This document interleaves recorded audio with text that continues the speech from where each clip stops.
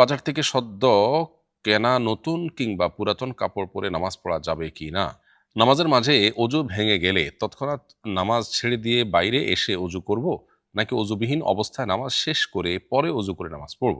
কালো ছাড়া অন্য কোনো রঙের বোরকার মাধ্যমে কি পর্দা হবে? মায়ের সম্পত্তি কি মেয়েরা বেশি পায়? মাসিক অবস্থায় মহিলারা আজানের জবাব দিতে পারবে কিনা? স্বামী আমার প্রতি কোনো নজর দেয় না, দায়িত্ব অবহেলা করে, তাকে বশীভূত করার হালাল পদ্ধতি সম্পর্কে জানতে চাই। বাজার থেকে সদ্য কেনা নতুন কিংবা পুরাতন কাপড় পরে নামাজ পড়া যাবে কি না? উত্তর হলো, বাজার থেকে কেনা কাপড়, সেটা নতুন হোক আর পুরাতন হোক, সেটা পরে নামাজ পড়তে পারবেন। কারণ কোনো কাপড়, কোনো পোশাক নাপাক হিসাবে ধর্তব্য হবে তখনই যখন সেখানে কোনো নাপাক দৃশ্যমান হবে বা নিশ্চিতভাবে জানা যাবে যে এখানে নাপাক লেগেছে। নতুন যে কাপড় আপনি কিনে এনেছেন কিংবা ব্যবহৃত কাপড় যেটা আহ, বিভিন্নভাবে বাজারে বিক্রি হয়, এটাতে কোনো নাপাক আছে বলে আপনি দেখতে পাচ্ছেন না, আপাতদৃষ্টিতে যেহেতু কোনো নাপাক নেই, অতএব এটাকে পবিত্র ধরে এটা পরে আপনি নামাজ পড়তে পারবেন, কোনো অসুবিধা হবে না। নামাজের মাঝে অজু ভেঙে গেলে তৎক্ষণাৎ নামাজ ছেড়ে দিয়ে বাইরে এসে অজু করব, নাকি অজুবিহীন অবস্থায় নামাজ শেষ করে পরে অজু করে নামাজ পড়ব? যদি নামাজের মধ্যে হঠাৎ অজু ভেঙে যায় তাহলে তৎক্ষণাৎ আপনাকে নামাজ ছেড়ে দিতে হবে। বিনা অজুতে নামাজ কন্টিনিউ করা জায়েজ নয়। মানুষ কি মনে করবে, লোকে কি ভাববে, আমি নামাজের মধ্যে যদি চলে যাই লোকে বুঝে যাবে আমার অজু ভেঙে গেছে, এরকম চিন্তা মাথায় আসতে পারে। সেটি শয়তান মানুষের মাথায় সাধারণত এনে থাকে। লোকে কি ভাববে তার চেয়ে বড় কথা হলো, আমি আল্লাহ রব্বুল আলমিনকে সিজদা দিব, এবাদত নিবেদন করব পবিত্র অবস্থায়, যেটি করতে আমাকে নির্দেশ করেছেন আল্লাহ। অপবিত্র হয়ে গেছি, এই অবস্থায় আমি আল্লাহকে যদি সিজদা নিবেদন করি, ইবাদত নিবেদন করি, তাহলে সেক্ষেত্রে আল্লাহর নির্দেশের লঙ্ঘন হচ্ছে। তো আল্লাহর নির্দেশকে লঙ্ঘন করতে গিয়ে আমি লোকে কি ভাববে সেটাকে যদি আমলে নেই, তাহলে সেক্ষেত্রে সেটা হবে গর্হিত কাজ, সেটা হবে সেটা হবে ভীতু মানসিকতার কাজ, সেটা প্রকৃত অর্থে সৎসাহস হবে না। সৎসাহস হবে, আমার অজু ভেঙে গেছে, লুকাবার কিছু নেই, আমি চলে যাব। আপনি যেখান থেকে চলে যাবেন, যে অজু করার পর ঠিক নামাজে যে অবস্থায় অজু আপনার ভেঙেছিল ওখান থেকে আপনি আবার নামাজ কন্টিনিউ করবেন। আর যদি জামাতে নামাজ পড়ে থাকেন তাহলে সেক্ষেত্রে আহ, জামাতে এসে যেখান থেকে পেলেন সেখানে আপনি শরীক হয়ে যাবেন। মাঝে যদি কোনো এক রাকাত পূর্ণাঙ্গ ছুটে যেয়ে থাকে, সেই রাকাতটা আপনি আবার ইমাম সাল্লাম ফেরার পরে পড়ে নেবেন। জাস্ট এতটুকু করলে আপনার নামাজ আদায় হয়ে যাবে। কালো ছাড়া অন্য কোনো রঙের বোরকার মাধ্যমে কি পর্দা হবে? পর্দার জন্য কালো কালার হতে হবে এমন কোনো বাধ্যবাধকতা নেই। যে কোনো কালারের পোশাক দিয়ে পর্দা হতে পারে, তবে লক্ষ্য রাখতে হবে আহ, পর্দা করার জন্য যে পোশাক পরিধান করা হচ্ছে ইটসেলফ, সেটা যেন মানুষের দৃষ্টিকে আকর্ষণকারী না হয়, অর্থাৎ অতিরিক্ত চাকচিক্যপূর্ণ যেন না হয়, সেটি মাথা রাখতে হবে। কেউ যদি সাদা পোশাক দিয়ে আপনার বোরকা বানান বা পোশাক পরে যদি নিজেকে আবৃত্তি করে রাখতে পারেন, তাহলে সেক্ষেত্রে পর্দার বিধান আদায় হয়ে যাবে। মূলত এখানে আল্লাহ রাব্বুল আলামিনের নির্দেশনা হলো ওয়ালা ইউবদিনা যিনাতাহুন্না, মেয়েরা তাদের সৌন্দর্যকে প্রকাশ করবেন না। এখন প্রকাশ না করার জন্য তিনি যদি সাধারণ যে পোশাক পরছেন সেটা দিয়েই তিনি আবৃত্তি করে রাখতে পারেন, ওকে, সেটাই যথেষ্ট হয়ে যাবে। আলাদা করে তাকে বোরকা পরতে হবে, কালো বোরকা পরতে হবে, বিশেষ কালার বোরকা পরতে হবে, এরকম কোনো বাধ্যবাধকতা নেই। ঢিলে ঢালা হবে, যে পোশাক ইটসেলফ মানুষের দৃষ্টিকে আকৃষ্ট, পরপুরুষের দৃষ্টিকে আকৃষ্ট করবে না, তাকে নিয়ে বাজে চিন্তা করার কোনো স্কোপ তৈরি করবে না, এরকম পোশাক পরে যদি নিজের সৌন্দর্যকে তিনি আবৃত রাখতে পারেন, তাহলে সেক্ষেত্রে পর্দার বিধান পালন হয়ে যাবে।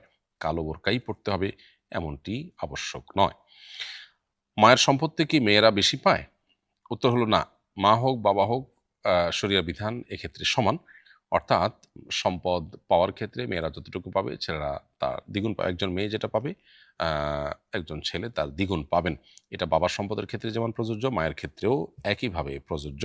এবং এই যে দ্বিগুণ পাবে, এর কারণও পরিষ্কার, কারণ ব্যয়ভারের বিষয়টা পরিপূর্ণভাবে ছেলের উপর ন্যস্ত, মেয়ের উপর না। মেয়ে যেটুকু পাবে সেটুকু তার একান্তই নিজের খেয়াল খুশি মতো খরচ করার জন্য, আর ছেলেরটা হলো তার নিজের এবং তার অধীনস্থদের ব্যয়ভার বহন করা, এটা তার উপরে কর্তব্য, সেই হিসাবে তাকে শরিয়া বেশি দেওয়ার নির্দেশনা দিয়েছে। এরপরের প্রশ্ন হলো, মাসিক অবস্থায় মহিলারা আজানের জবাব দিতে পারবে কিনা? উত্তর হলো হ্যাঁ, মাসিক অবস্থায় আজানের জবাব দিতে পারবে, যে কোনো জিকির করতে পারবে, ইস্তেগফার, দোয়া সবকিছু করতে পারবে। শুধুমাত্র নামাজ পড়তে পারবে না, তওয়াফ করতে পারবে না, কোরআনে কারিমের তেলাওয়াত এবং স্পর্শ করতে পারবে না, ব্যাস। স্বামী সহবাস করতে পারবে না, এর বাইরে বাকি সব কাজ করতে পারবে। অতএব আজান দেওয়া বলেন, দোয়া দুরুদ, জিকির আজকার, এগুলো সবগুলোই আল্লাহ স্মরণ ইত্যাদি মাসিক অবস্থায় মেয়েরা করতে পারবেন। স্বামী আমার প্রতি কোনো নজর দেয় না, দায়িত্ব অবহেলা করে, তাকে বশীভূত করার হালাল পদ্ধতি সম্পর্কে জানতে চাই। বশীভূত করা, কাউকে একেবারে অধীনস্থ বানায় ফেলা রাতারাতি, এরকম কোনো ম্যাজিক্যাল উপায় কোরআন বা হাদিসে নেই। এগুলো বিভিন্ন ব্ল্যাক ম্যাজিকের মাধ্যমে হারাম বিভিন্ন উপায় করার বিভিন্ন সুযোগ থাকে। তাবিজ কবজের কাজ করে এরকম অনেকে এগুলো করে থাকে। মূলত আমাদেরকে ন্যাচারাল পদ্ধতিতে আগাতে হবে, যেটা ম্যাজিকের মতো কাজ করবে না। কিন্তু ধীরে, ধীরে করবে এবং সেটাই সাস্টেইন করবে। সেটি হলো যে নবী সাল্লাল্লাহু আলাইহি ওয়াসাল্লাম আমাদেরকে সালামের প্রসার ঘটাতে বলেছেন। কারণ সালামের প্রসার ঘটালে নিজেদের মধ্যে সৌহার্দ্য, সম্প্রীতি, ভালোবাসা তৈরি হয়। এজন্য খুব সুন্দরভাবে, বিশুদ্ধভাবে মহব্বতের সাথে সালাম পরস্পরকে দেয়ার আদান-প্রদান করার মাধ্যমে নিজেদের মধ্যে ভালোবাসার সম্পর্ক তৈরি হয়। এর বাইরে হাদিয়া বা উপহার, উপঢৌকন আদান-প্রদানের মাধ্যমেও ভালোবাসা তৈরি হয়। আর দোয়াও করা যেতে পারে আল্লাহ তাআলার কাছে স্বাভাবিকভাবেই যে, আল্লাহ অমুকের আমার স্বামীর আমার প্রতি আগ্রহ যেন বাড়ে বা তিনি যেন আমার প্রতি অবহেলা যেন না করেন, দায়িত্ববোধ যেন বাড়ে, আপনি তাকে সে তৌফিক দিয়েন। দোয়া করা যেতে পারে। এগুলোতে আপনি ম্যাজিকের মতো কাজ না হলেও না হতে দেখলেও আপনার এই পদ্ধতিগুলো হলো ন্যাচারাল এবং এগুলোই হলো সঠিক পদ্ধতি। বিধায় আপনাকে সেভাবে অগ্রসর হতে হবে। স্ত্রীর মহারণা কার হাতে দেওয়া উত্তম? উত্তর হলো মোহর স্ত্রীর হক। অতএব মোহর স্ত্রীর কাছে দিতে হবে। স্ত্রীর সম্মতি সাপেক্ষে তার বাবা-মা বা প্যারেন্টের হাতে দিলেও সেটি আদায় হয়ে যাবে। একজন বোন লিখেছেন, আমি একজন নারী, লম্বা চুল রাখতে আমার অস্বস্তি লাগে। আমি যদি চুল ছোট করি তাহলে শরিয়ার দৃষ্টিকোণ থেকে কোনো সমস্যা আছে কিনা? যদি এতে কোনো বিধিনিষেধ থাকে তাহলে আমার করণীয় কি? প্রিয় বোন, আপনার প্রশ্ন উত্তরে বলতে চাই যে, কোনো নারী যদি তার চুল খুব বেশি লম্বা হওয়ার কারণে তার জন্য অস্বস্তি হয় বা এটার আ ম্যানেজমেন্ট বা ব্যবস্থাপনা তার জন্য কষ্টের হয়, তাহলে সেক্ষেত্রে কিছুটা ছোট তিনি করতেই পারেন। উম্মাহাতুল মুমিনিনদের থেকে চুল ছোট করার বিষয়টি সাব্যস্ত হয়েছে। এজন্য চুল মেয়েরা যদি কেউ ছোট করতে চায় তাহলে সেক্ষেত্রে কিছুটা ছোট তিনি করতে পারবেন। কিন্তু চুল ছোট করতে, করতে যদি এই পর্যায়ে নিয়ে যাওয়া হয়, যেটা পুরুষদের সাধারণত যে চুল থাকে ঠিক সেরকম চুলের সমপরিমাণ হয় বা আ যার ফলে নারী-পুরুষ ভেদাভেদ করা কঠিন হয়ে পড়ে, তো সেটা কোনো অবস্থাতে জায়েজ হবে না। তৃতীয়ত আরেকটা বিষয় আছে, সেটা হলো যে ফাসিক এবং যাদের আল্লাহর প্রতি ভয় নেই, বিশ্বাস নেই, সেরকম নারীরা যারা হারাম এবং খারাপ কাজের উদাহরণ বা মডেল, সে সমস্ত নারীদের সাথে সামঞ্জস্য যেন না হয় বা তাদের সাদৃশ্য গ্রহণের ব্যাপারটি যেন না থাকে চুল ছোট করার ক্ষেত্রে, রাখার ক্ষেত্রে, সেটিও বিশেষভাবে লক্ষণীয়। অতএব এই বিষয়গুলোকে মাথায় রেখে যদি আপনি চুল ছোট করতে চান তাহলে সেটা আপনি করতে পারেন এবং শরীরের দৃষ্টিকোণ থেকে সেক্ষেত্রে কোনো অসুবিধা আর থাকবে না।